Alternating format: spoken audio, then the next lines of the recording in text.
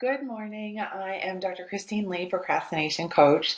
Today, I would like to talk about how to get you guys to overcome your fear. When I'm talking with my patients and coaching clients throughout the day, what I notice is that we get stuck in a blanket kind of way. We lose track of what we are trying to focus on, and we go into this haze of fear, a blanket amorphous fear. And I just thought I would come on today and give you specific steps for recognizing your fear and just getting on top of it so that this blanket fear doesn't prevent us from making the steps we need to make and getting the accomplishments done that we certainly are capable of. So that's the goal, to get rid of our fears. The first step I think that is critical in any action sequence is that we have to make a decision. So that's step number one, decide. I have learned from a long time ago, the book Willpower taught me this, that the root of the word decide means to cut. And I've also heard from another person that the part CIDE of the word side means to kill. So the word means to cut or to kill. And we have to have the courage in our hearts and minds to make a decision and cut off one part of the path. We have to kill off one part of what's floating around in our minds. We could do this, or we could do this, or we could do this, but we need to cut out two out of the three options in order to have focus, in order to accelerate, in order to move forward. So that is my first essential tip, which is we have to come to a kind of reckoning point. We have to get real with ourselves that being in this blanket fear state is no fun for anyone. We seem like we're spacing out. We seem like we're unmotivated. We're seeming like we don't have the fire within us, and we don't want to come across to other people like that because we're not like that inside. We have motivation, we have desire, we have plans for ourselves and those around us. So let's get those out into the open by making a decision. The second step is that we need to act and take physical action in spite of whatever fears are around us.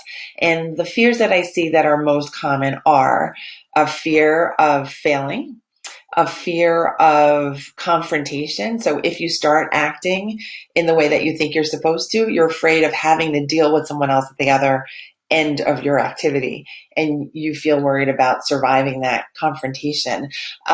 You worry about seeming like a fraud, that if you actually do what you think you can do, people are going to think that you're uppity or that you're escaping your role, that you really should be smaller than you're playing. And I say that's nonsense, because all of us should be playing much bigger, I think, than we are, because we have so much potential. Why play small when we have so much opportunity and we can be creative and we can just go big?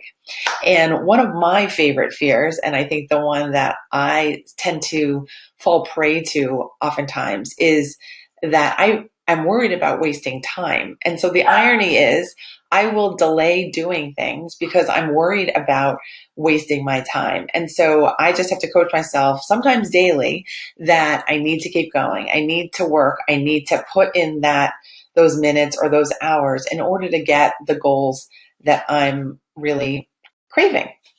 Okay, so the third essential tip is that we have to keep going every single day. We can't stop.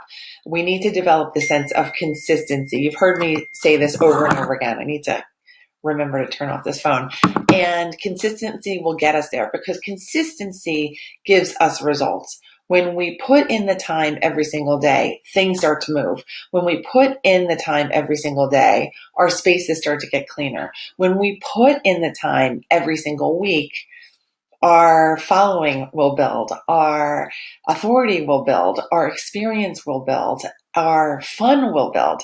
So we need to not just make the decision and act in spite of our fears, but we also need to push forward every single day, no matter what the mood is. I think we put too much emphasis on how we're feeling.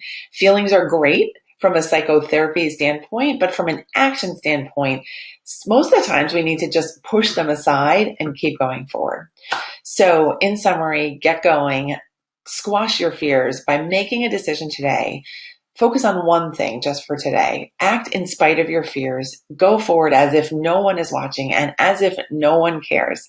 And then keep going. Build that activity to to a point where it's natural for you, where it doesn't generate fears and where you can see the results coming from it.